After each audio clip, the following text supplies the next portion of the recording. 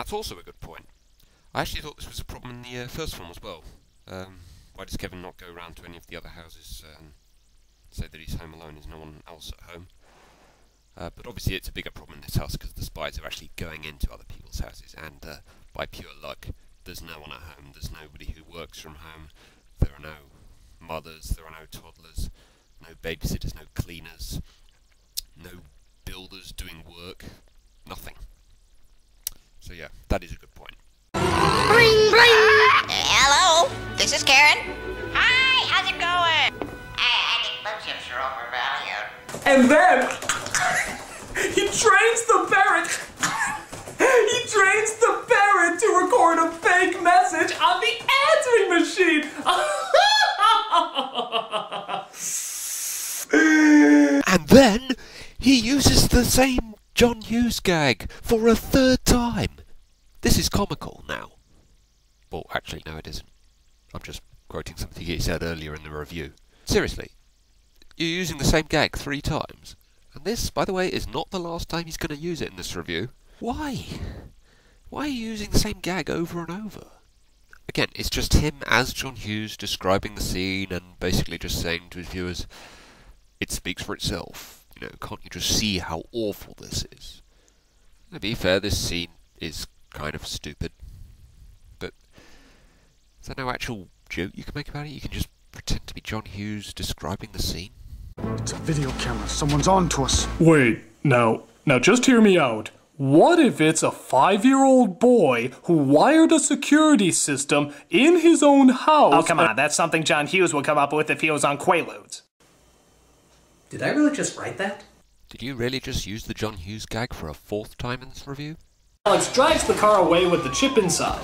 They partake in a little chase. We have ourselves a little slapstick. Yuck, yuck. Well, you're not going to make a joke about that scene? I mean, there was a lot of really stupid stuff happening in that scene. You're not going to make any jokes about it? Just, it's a scene with slapstick in it? There was another scene earlier in the film, actually, where the spies are using some rather far-fetched technology to hack a phone call or something. I would have thought you might have been able to make a joke about that as well. Oh well, I can't really fault you for not making jokes about scenes you're not even going to mention. This occasion, though, you did mention the scene, and yet you didn't try to make a joke about it. I don't know, just disappointing. The parents leave again! I don't even care anymore. If you want your kid to be milk carton of the week, that's your problem. Hello. This time, however, they do ask Mrs. Hess to watch him, but only after they left. Which is still pretty damn stupid, especially considering how the bad guys find her and tape her to a chair. Which perhaps answers your question from earlier about why Mrs. Hess didn't go and babysit Alex, because if you watch the film you see she's not very keen on the idea of having to go and babysit Alex. But again, what I said earlier, they have full-time jobs. It's not like in the first film where they actually forgot Kevin. They meant to bring him with them, and they forgot him. On this occasion, they actually did mean to leave Alex at home. I guess maybe he's capable of calling the police when he sees a burglar. I guess they feel he's fairly responsible, but I will give you this. The film doesn't actually explain any of this. It's completely up for speculation. Parents of the year or morons? Morons. A cleverly thought-out comedic line, or something he wrote in 2 seconds? Something he wrote in 2 seconds.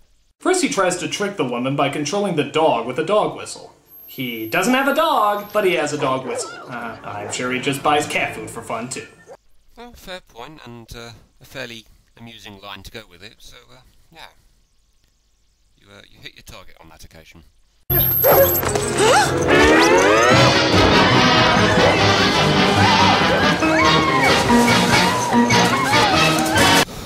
And once again, as seems to be the theme with this review, he's not actually going to make any kind of joke or make any kind of amusing remark about a rather stupid situation. Instead, he's just going to try and make reference to something that is mildly similar to it, much like his Rear Window and Twilight Zone gags from earlier. And this one doesn't even make sense. I mean, obviously he's playing the music from Looney Tunes, but it's the music from the intro. None of the slapstick or gags or amusing situations in Looney Tunes happen when this music is being played. This is just the intro music. You're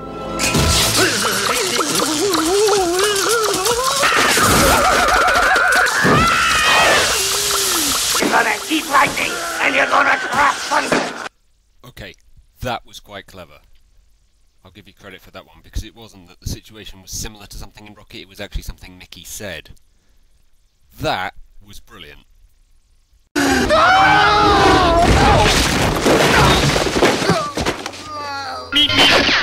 So now he's recycling his Looney Tunes gag from only a few seconds ago, to add to the John Hughes gag, which he's recycled on multiple occasions already. Oh no! It's not like I can just walk away from the water. That would coincide with my phobia of not walking away from the water. Oh damn my extremely odd and unbelievably rare neuroses. That was pretty good. I mean, a major problem with this sequence in the film is how stupid these terrorists are. And we've actually seen at earlier points in this film that they are actually pretty damn competent terrorists. As we see, they managed to track down a cab, they managed to hack a phone call, they managed to sneak away from the police on 2 separate occasions, and yet somehow Alex is able to outsmart them quite easily, really, and they do seem to lack major common sense during this entire sequence.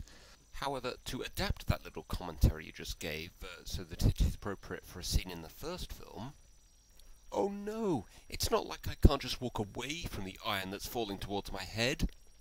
These traps are like really friggin' precise. Like he has to know exactly what spot they're gonna be on and not be a centimeter off. Gotcha! And look at this, he cuts holes in the house. How the hell did he do that? Did he call Ace Hardware to set these up? Well, there was some problems with some of the traps in the first film, like the Christmas decorations outside a window. It not only relies on one of the crooks climbing in through that window, but also that he would have no shoes or socks on. But yeah, there are a lot of kind of stupid moments in this trap sequence, like there's one bit where he opens a window and he stares at this catapult that Alex has loaded for like a good 15 or 20 seconds before Alex eventually fires it. But I guess he's not going to make fun of every single ridiculous trap in the film. There could have been a few more gags or comments about these trap sequences, because this is probably by far the stupidest sequence in the entire film. Watch this scene. It's not even funny. It's like something out of a horror movie.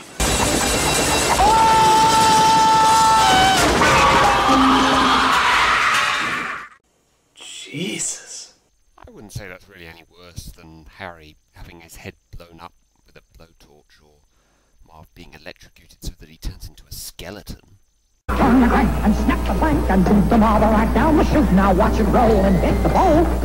Didn't you already basically do this joke in your Dumbest Superman moments? I don't know.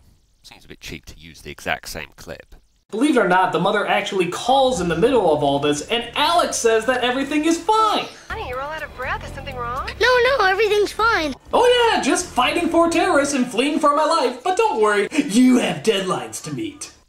Yeah, that is a good point. I never understood that bit at all. There was potential for another joke here where one of the terrorists says, he's a brave little fellow. And I'm thinking to myself, brave? How about stupid? He's not here. He's at home. Let's move. Why is he in danger? We think he intercepted a top-secret electronic device stolen from a Defense Department contractor by a group of international criminals working for a North Korean terrorist organization.